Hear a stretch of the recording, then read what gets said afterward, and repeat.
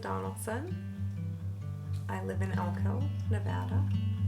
I have lived here for 10 years now, but I grew up here. I lived here from the second grade through the end of high school.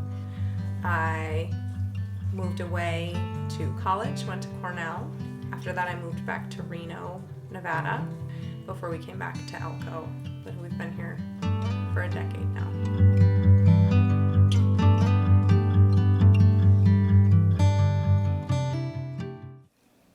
When I left Elko, I never thought I would come back. It was in the rearview mirror. I couldn't leave fast enough when I was graduating from high school. In 2012, things in Nevada were rough economically. There was just a lot of turnover. The economy was terrible. Job situations were bad. Joel was on the verge of losing his job with the county, which was a fairly new position for him in Reno, and gold was booming. Elko was a place we were familiar with. Mining was an industry he was very familiar with. He grew up in mining. His dad was in mining his whole career, and there were plenty of job opportunities, and so he was faced with losing his job. We had a 2-year-old son, and mining seemed like the best option for our family for moving forward. So he applied for jobs out here and got one, and that was what originally brought us back. Since I've been here, though, I think it feels like more of a choice than it felt like at the time when we covered it with the need to move. But really, I think it's a place that feels safe and comfortable, and that we both, even if we didn't want to admit that we wanted to end up here, that it feels like a place we don't mind being.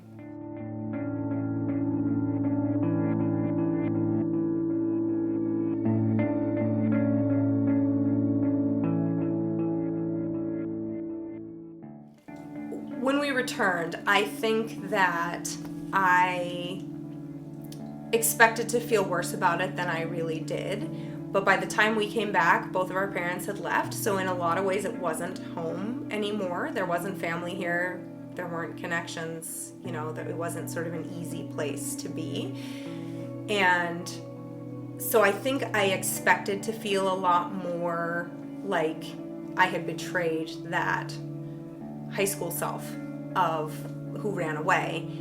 But in reality, it felt like a good place to be.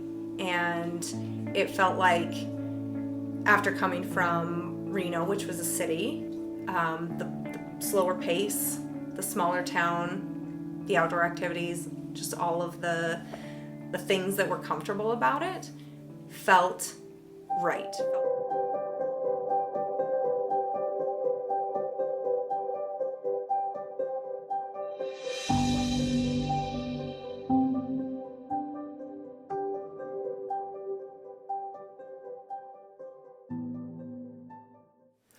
Living in Elko as an adult is very different than when I grew up here, and I think a lot of the things that I disliked about it in my childhood and adolescence are the things that I value it for now. The slower pace, the outdoor activities, sort of the nothing to do mentality, which really just means you need to find something to do.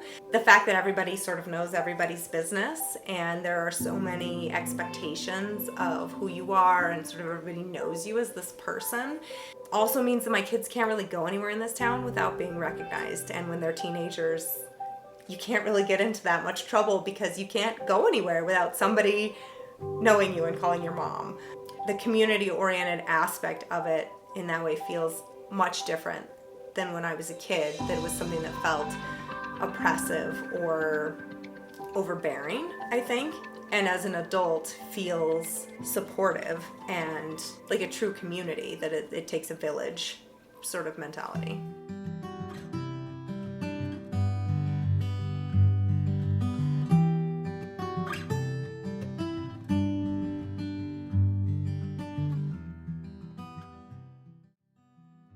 It has been a strange experience coming back to Elko after being gone for so long, because there are certainly still people here who know me and who feel like they know me now because they knew me when I was in high school. And in that sense, would never allow me to grow as a person or to change as a person, because I will always be the 17 or 18-year-old or even 12 or 13-year-old Lisa that I was. And that expectation has been a little bit difficult. There are some interactions with certain people that you just sort of feel like they're never gonna get who you are today. It's just sort of, they're always gonna have those pictures of you and those ideas about who you are and who you should be. But in another way, I feel like it's given me a lot of control over how I allow people to have expectations about myself, because I think when you have Cornell on your resume and when you work in certain fields or when you live in certain cities, depending on what circle you're in, there's a lot of expectation on that. And here, I feel like I can be that person that I was, and that's fine for some people. Or I can let people know my credentials and my qualifications, and I can raise those expectations and set those expectations for them by sharing certain things about myself. Or I can choose some other path entirely. But it's almost like knowing that there are people here who have expectations that I know don't align with myself today because they're based on myself at some time in the past. It makes me less afraid to face the fact that there are people who have other expectations of me that might be based in an equally invalid reality. And so it's less daunting to try to face those than if they're just based purely on my resume or purely on something else that seems sort of more quantitative or fixed, that I can sort of pick and choose the pieces of my identity that I share with people and that I allow to set the expectations of who I am.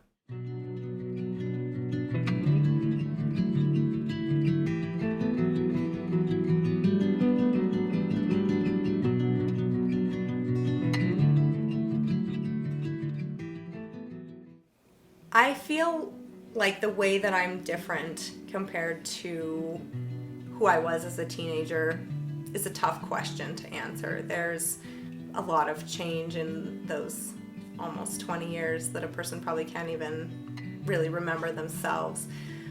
I think for me, the biggest part of my personal growth has been in finding my own voice, being authentic to myself. And I think the real way that I've done that is really started through my journey in motherhood. When you're responsible for bringing a life into the world, it's really easy to speak up for that other person. And because it's a baby, a lot of those needs are your own. But because you can voice them on behalf of somebody who needs you in a very genuine way, it feels a lot safer than doing it for yourself. And I think through different pregnancies and birth experiences, learning to speak up for myself and my needs via my baby's needs and my baby's health and well-being really empowered me to be louder about what I needed and what was needed. And then when we found out that Hugh was dyslexic, that voice only got stronger because there were so many other voices doubting what I was doing, about whether I was getting him the right kind of help, whether I was taking the right kind of approach, whether, even labeling dyslexia was the right thing to do, whether I just hadn't tried enough flashcards or I hadn't tried this or that.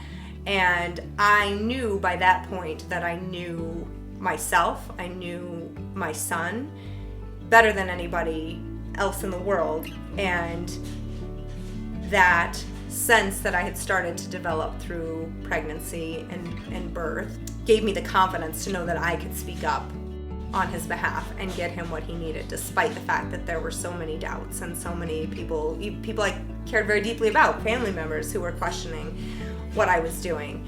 And I think Elko has played a role in that.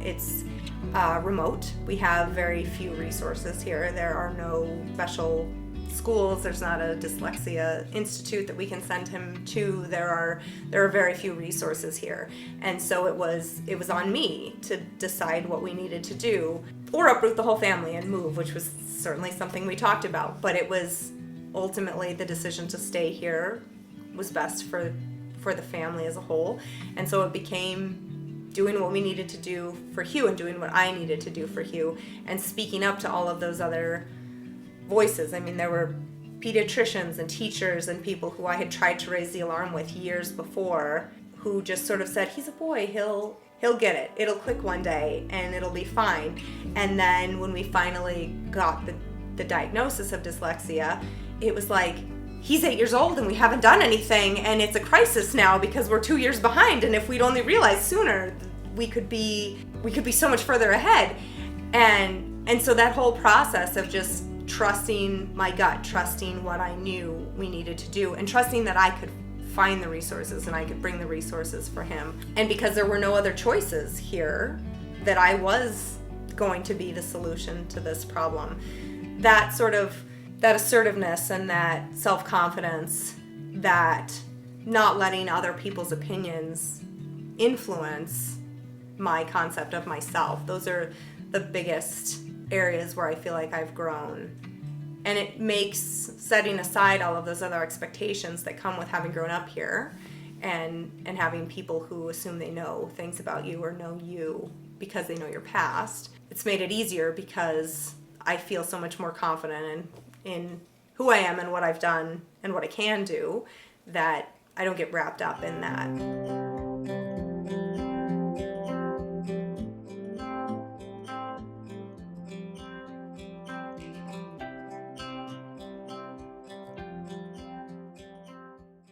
We had 5 people in my family, my mom and dad, and then 3 daughters, 3 sisters that I had. My dad worked his whole career for the Nevada Department of Wildlife.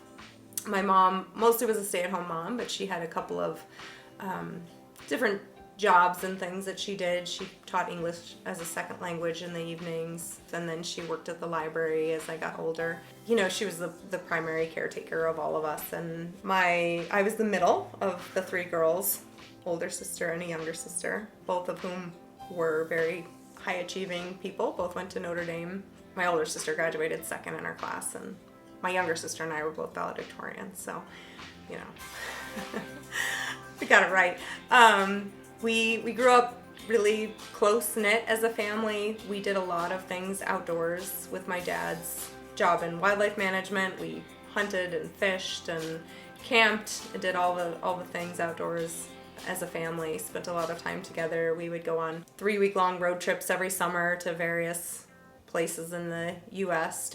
We went to Black Hills of South Dakota and visited Cabela's in Nebraska, and we drove all the way back to New York once. So we spent a lot of time together. We were very close. Great family, very supportive.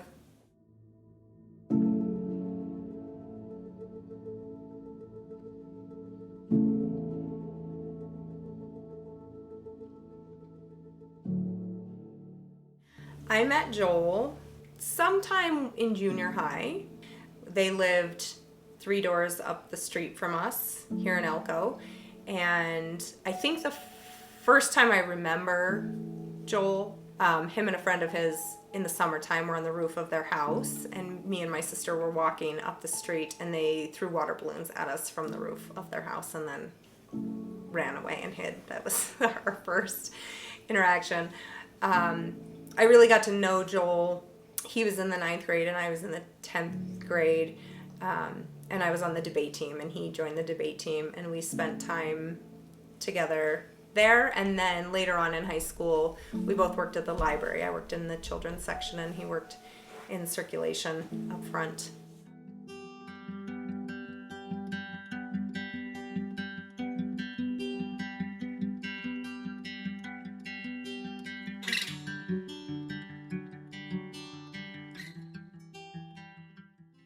I think Joel and I always had a friendship that was different and deeper than most of my male friendships. We had actually gone to homecoming together my sophomore year of high school. He was not technically allowed to date yet and wasn't supposed to have asked me to the homecoming dance, but did. And we went, and his mom drove us in her minivan. Him and his friend cooked dinner for us at his friend's house and set up a little table in their living room. It was cute. And then the way he tells the story, he had driver's ed with some good friends of mine who told him I was not interested. So that was the end of any kind of dating relationship we might have had in high school.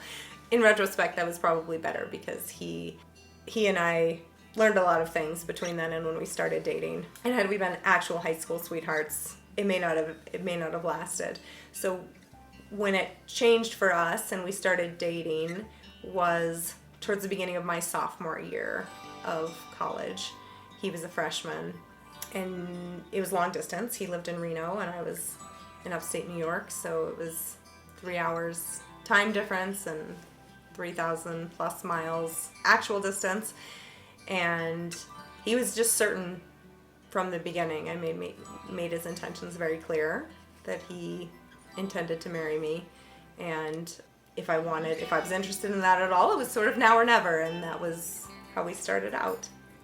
I mean, I told him, I'm at college, I'm dating and exploring things, and I'm not sure I'm quite ready to settle down. And he said, this is real and this is serious, and if you want to give it a chance, I want you to commit to this, and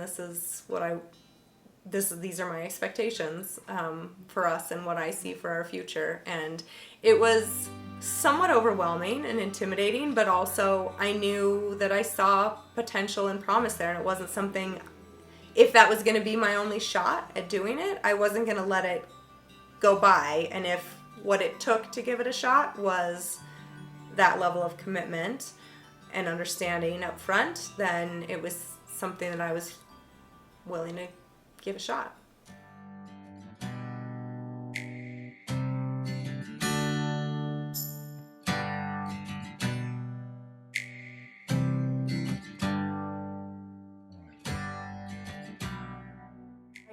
I have always known that I wanted to have kids. It's been a big part of who I was. I took a class at Cornell in sociology, and there was a study that had just come out of Harvard, I think, where they had asked professional women or students how many of them would consider taking time off from their careers to raise a family. And the professor asked us the same question. And I was the only person in the entire auditorium who raised my hand. And the professor said, well, at least you get points for bravery. And I actually had a couple of students come up to me after that lecture and tell me that I didn't deserve to be at Cornell, and that I was wasting a spot for somebody who was going to do something more worthwhile with their lives.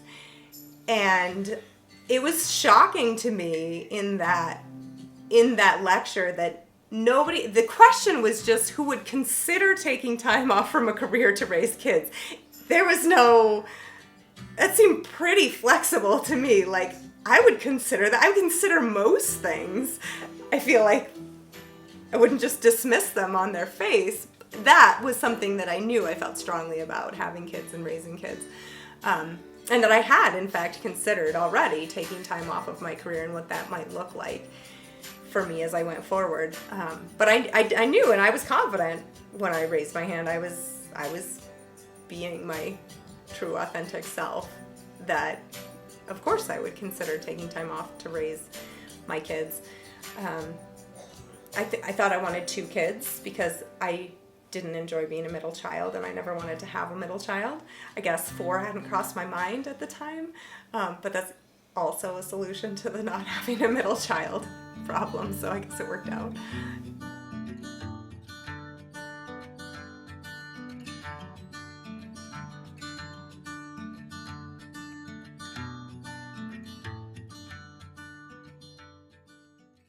It's really hard to describe my kids, probably even in volumes of books, and I've really struggled with the question of who they are. And maybe it's because I don't want to put them in boxes. I don't want to give them expectations that they feel like are outside of who they actually are. But there's a page in Hugh's baby book, which is otherwise filled out, where you were supposed to write a letter to your child. And I may have actually done it, but I don't think I actually wrote it in the book. It's like a separate letter because I couldn't commit to having the page in the book filled out, because I feel like I learn more about who they are every day, and saying who they are at any moment doesn't feel right to me, because it feels like an expectation that I don't want them to have to feel like they have to live up to. But I'm so impressed by each one of them every day, and I think what I can say about who they are is that they're people who've taught me more than I could ever have imagined about myself and about life, and that they've given me as much as I could ever hope to give them.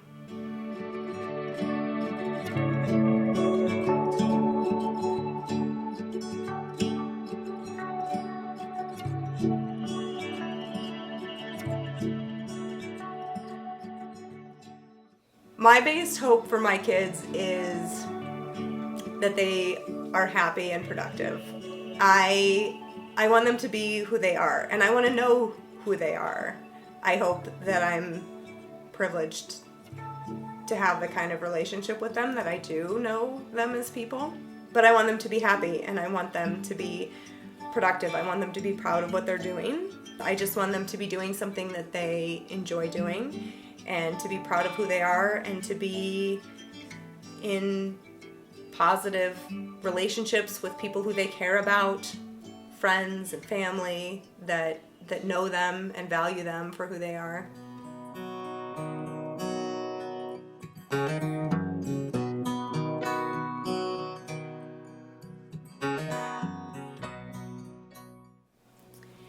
It's hard to think about what I hope that Elko provides for my kids, because it was somewhere that I ran away from. And I think that's probably very common. And there could be this sort of very natural human need to escape it and break out and make something else of yourself. But I think Elko has a particularly independent spirit.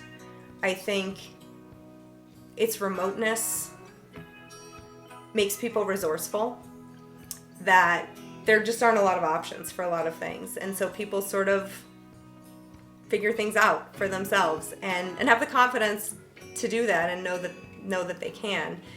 And I think the nature of this community as a ranching and mining community, there's a deep tie to resources, to the land, to something that's very real and tangible in life.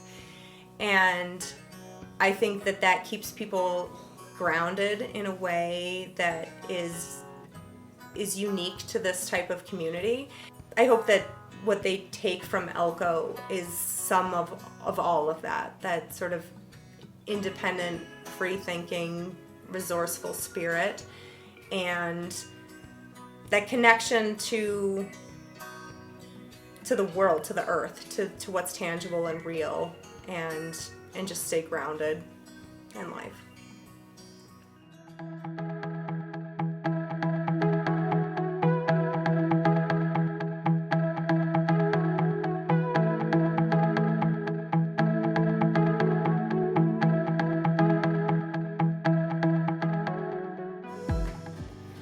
My favorite thing about my mom is that she's confident and that she's a good graphic designer.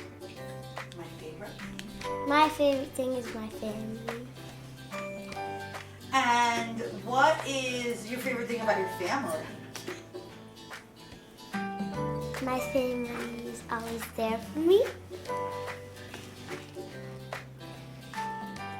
I love that my mom is tall. Tall? She's really tall. Okay, next one. What's your favorite color? Blue. Blue. And who's your favorite sibling? Legs. Rex. What is your name? Yeah. How old are you, Lydia? Can you show me how many you are? 2, 3, 4.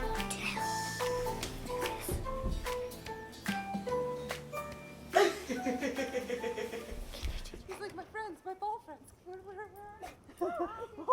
You threw the ball, I know you do. He's still over there. I'm up here. Don't you see Jeff? Weird little fly.